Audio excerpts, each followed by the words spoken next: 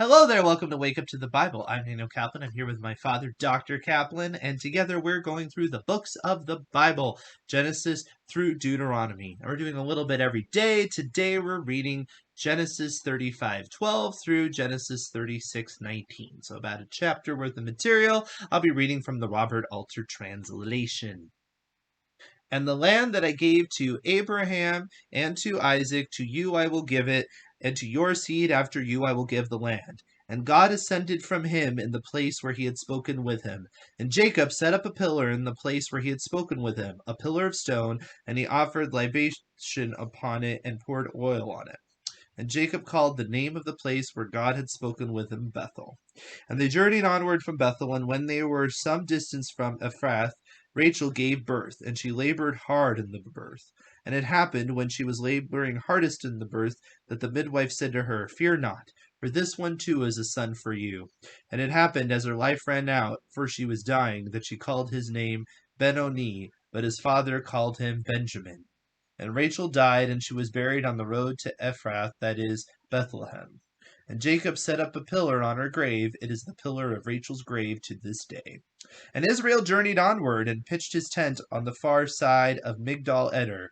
And it happened, when Israel was encamped in that land, that Reuben went and lay with Bilhah his father's concubine, and Israel heard.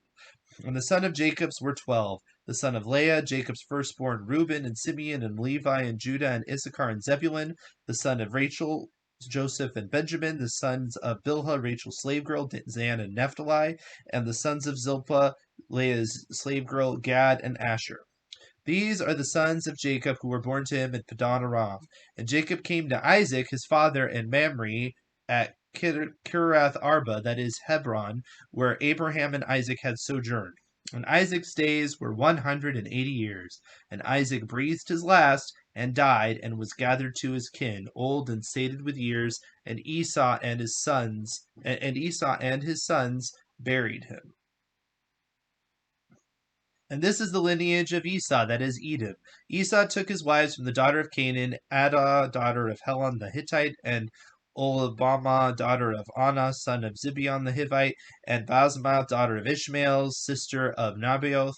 And Adah bore Esau Eliphaz, while Basmath bore Reuel, and Oholibamah bore Jehush and Jalam and Korah. These are the sons of Esau who were born to him in the land of Canaan. And Esau took his wives and his son and his daughters and all the folk of his household and his livestock and all his cattle and all the goods he had gotten in the land of Canaan. And he went another land away from Jacob his brother. For their substance was too great for dwelling together, and the land of their sojournings could not support them because of their livestock. And Esau settled in the high country of Seir, Esau, that is Edom. And this is the lineage of Esau, father of Edom, in the high country of Seir. These are the names of the sons of Esau: Eliphaz, son of Adah, Esau's wife; Reuel, son of Basemath, Esau's wife. And the sons of Eliphaz were Teman, Omar, Zepho, and Gatam, and Kenaz. And Timah was a concubine of Eliphaz, son of Esau, and she bore to Eliphaz Amalek. These are the sons of Adah, Esau's wife, and these are the sons of Reuel, Natha, and Zerah, Shammah, and Misa. These were the sons of Basmath, Esau's wife, and these were the sons of Esau's wife, Olihabamah, daughter of Anah, son of Zibeon, and she bore to Esau Jehush, Jalam, and Korah. These are the chieftains of the sons of Esau, the sons of Eliphaz, firstborn of Esau, the chieftain Teman, the chieftain Omar, the chieftain Zepho, the chieftain Kenaz, the chieftain Korah, the chieftain Gatam, the chieftain Amalek. These are the chieftains of Eliphaz in the land of Edom. These are the sons of Adah. And these are the sons of Reuel, the son of Esau: chieftain Natah, chieftain Zerah, chieftain Sama, chieftain Mezua. These are the chieftains of Reuel in the land of Edom. These are the sons of Basemath, Esau's wife. And these are the sons of Oliabamah, Esau's wife: the chieftain Jeush, the chieftain Jalam, the chieftain Korah. And these are the chieftains of Oliabamah, daughter of Anah, Esau's wife. These are the sons of Esau, that is Edom, and their chieftains. All right. So lots of fun names again. Oh, this is the conclusion is in verse 19. Yes, the conclusion is in verse 19. We're going to read through the rest of the names tomorrow. But for now, we have the first part of it where he sets another pillar of stone. He pours oil on it, just like he did before.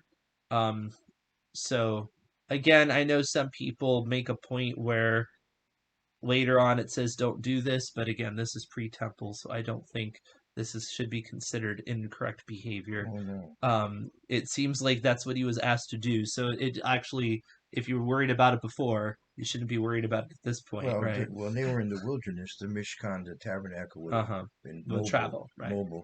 Uh, I would like to make a comment on an earlier part. Yes. Um, when Jacob told him get rid of all the foreign gods, Yes.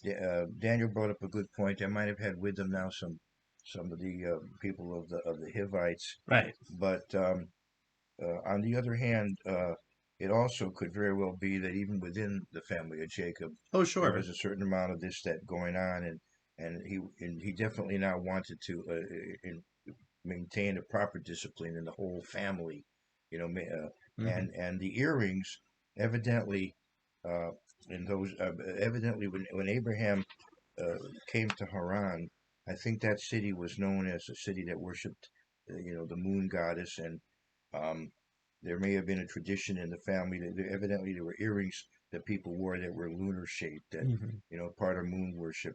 And it's interesting that he buries the stuff under a tree, and evidently it seems like maybe this was a way of making sure it would not be circulating around. That people would probably be unlikely to dig this stuff up. They might perhaps only the ones in his family knew about what had happened, Mm-hmm. and so this would keep this stuff from being circulating around and used by others. Right. And it would seem. Yeah. Um, and then we see that when Deborah's nurse dies, um, she the place is called Alon Bahut, which is Oak of Weeping.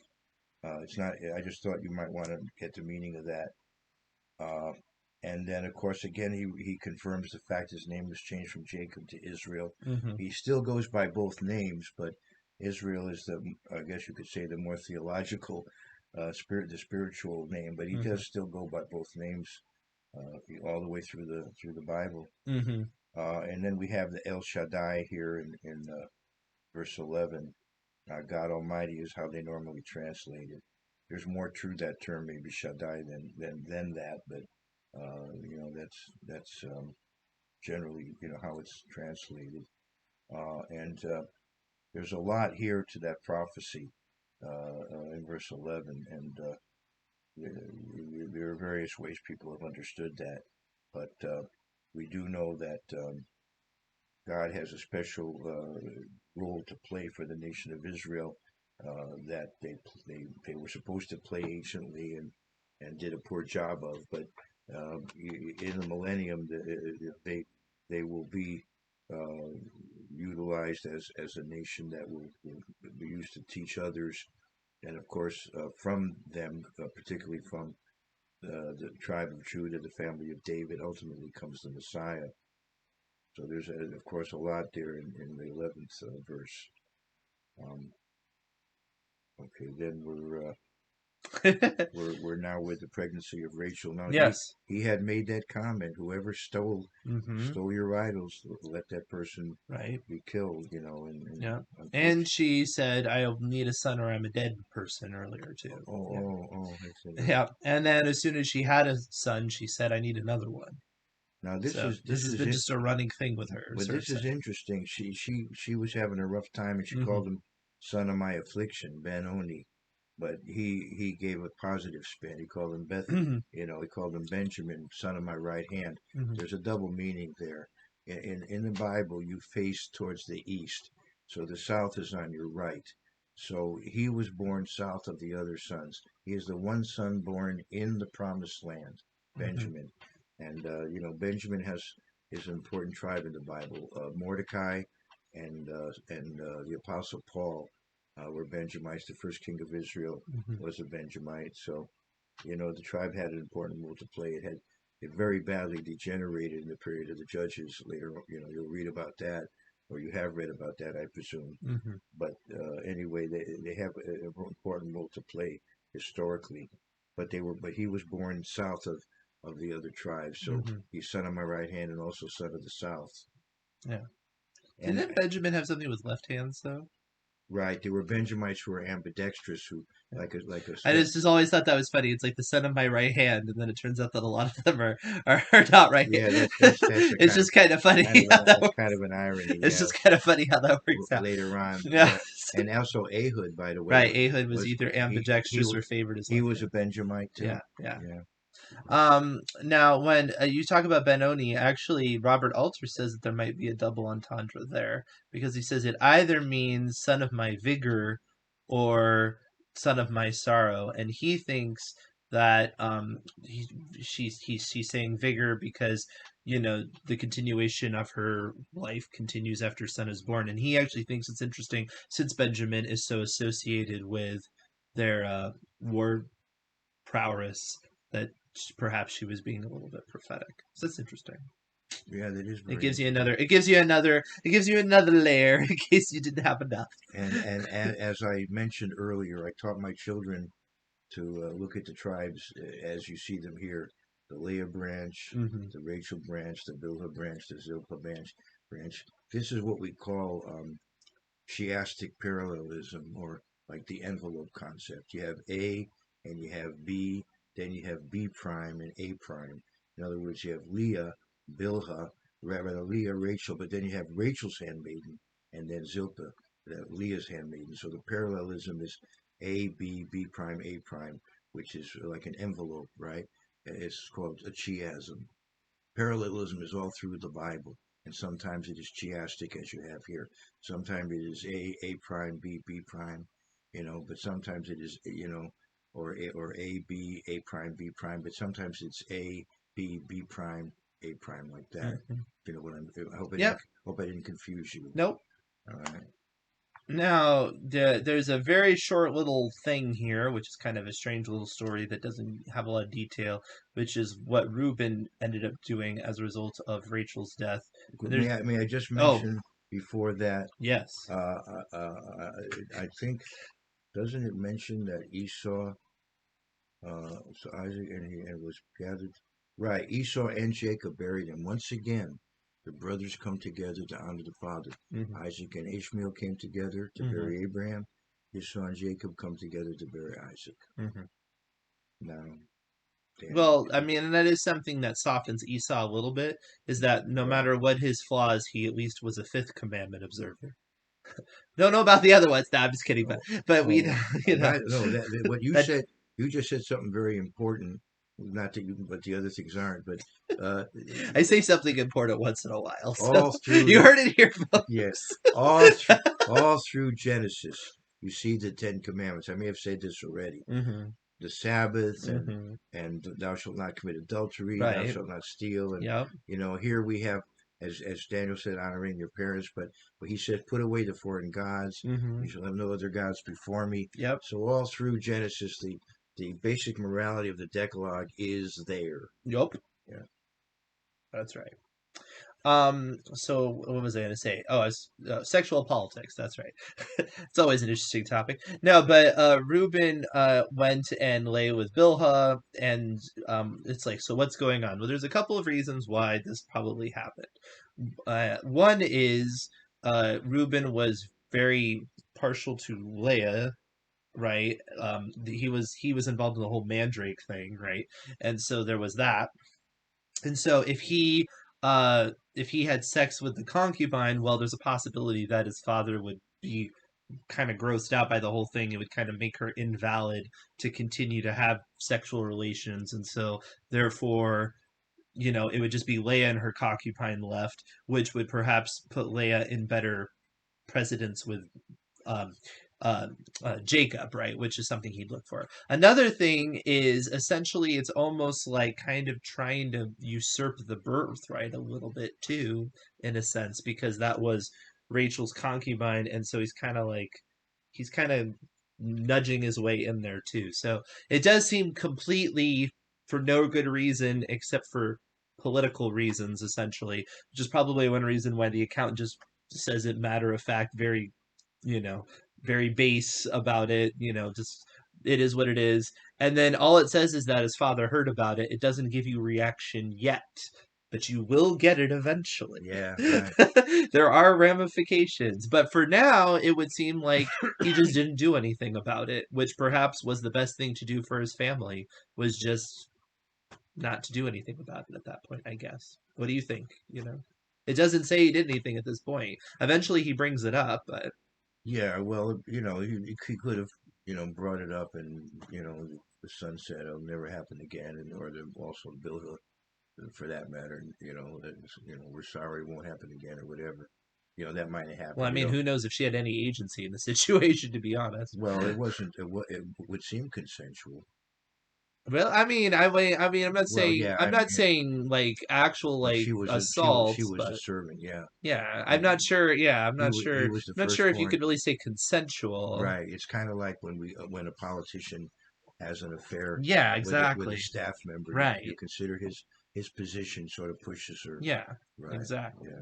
Right. What they might call statutory rape nowadays. Yeah. Yeah. Okay. You know, Uh, um, not necessarily actual now like Isaac assault. even lives longer than Abraham, but Jacob Hmm. is considerably shorter, Yeah. and then Joseph's shorter than that. And, Hmm. generally lifespans are going to be getting lower. Yeah, 180 years. That is pretty long. Yeah. Right. Hmm. And so he was alive. See, this is an act. Well, when this is telling you something, that it doesn't mean the next thing happened after he died. As far as I know, he's still alive when Joseph is sold into slavery. He's still alive then. But I would think so if he's 180 years yeah, old. but see, Yeah. he talks about his death here. But then you Hmm. go into Genesis 36, Esau's genealogy, Right. and then in Genesis 37, you pick up the story of Jacob, and you hear about Joseph. But at that point, he hadn't yet died. So they talk about his death here, kind of to finish that up. But it doesn't. But then the chronology of it is that it's a little bit later than some of Genesis 37 is what I'm saying. Hmm. I think he's still alive when Joseph is sold into slavery. He may never have known, unless God revealed it to him, what really happened to Joseph. I mean, he may have heard about what happened, the supposed death of Joseph, and that may be, as much as he knew until he died. I'm just speculating. You know. Hmm. Now, one thing too to keep in mind, because we end up going after all that to all this genealogy, right? And the Bible does go into the genealogy of Esau, which is not the tribe. It's not the ancestry that's going to become, the chosen people of the Old Testament or anything like that, but it does go out of its way to give them their fair due in terms of throwing in the history, and it doesn't just disappear them, into nothingness, right? You and do get a lot of information about them. and this way you get an ethnic an ethnography of the Middle East. Hmm. For example, there's a Rayul here. There's a group of Arabs in Saudi Arabia that are called Lawala Arabs. They may be descendants of Rayul. Hmm. So some of these names are going to come up when you study the Middle East in terms of the ethnography of it. A couple of things on this genealogy. Um, it's interesting that it talks about going to Seir. He evidently already had some involvement with Seir, because you see that Jacob is going to go there to visit him back in the 33rd chapter. Right. So I have it says, yeah, then he took his wives and so on, and left the land of Canaan, you know, uh, Uh-huh. and he wound up settling in Seir. Yeah. Maybe he already was spending time there, but now he just moved everybody over there. I have to see if I can give a better explanation than that. Um, but I wanted to Well, mention it does seem like this is not linear, that that may it be goes back that may and then be. catches you up. And he's called Esau because of his hairiness, and Edom, red. Hmm. You know, he was ruddy, and he also sold his birthright for pottage. I think that was the red there, maybe too, the beans. Mm-hmm. You know that Lentils or and I whatever. think that's one reason why the Red Sea has that name. Mm. You know, my grandfather years ago in the 1970s, when my grandfather was alive, he was visiting me, and I had a bunch of students. I was showing slides of the land of Israel, and I saw I showed the Red Sea, and my grandfather said it's not red, you know. But I think it's called the one reason it's called the Red Sea is because I think it was because the Edomites were living around there. Mm-hmm.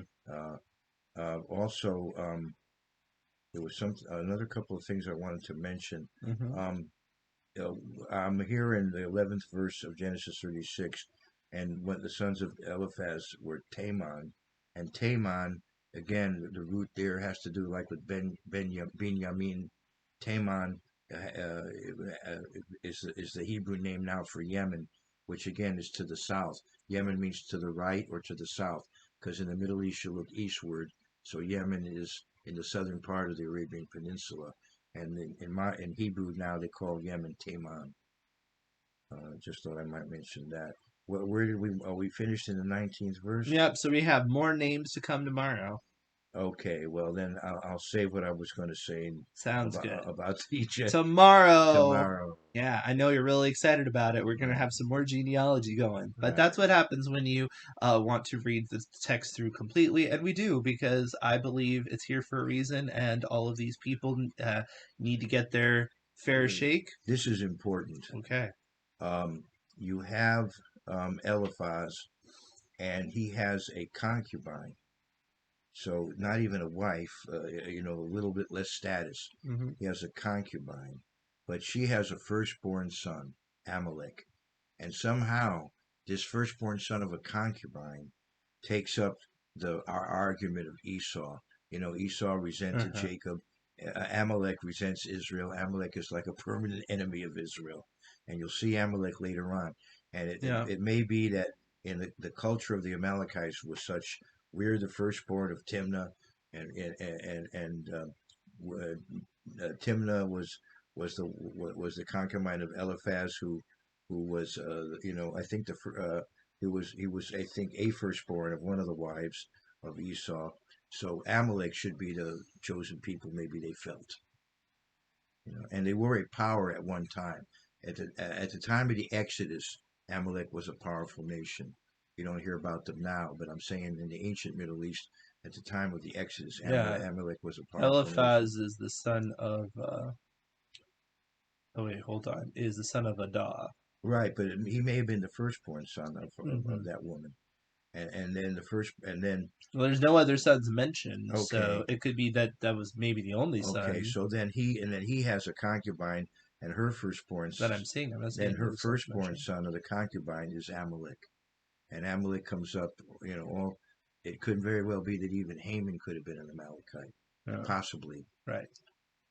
So anyway, I thought that's something that should be noted. Mm. All right. Well, that being said, please like, hit the bell, subscribe, call your friends. We're going to see you tomorrow. We're going to talk a lot more names. It's going to be fun.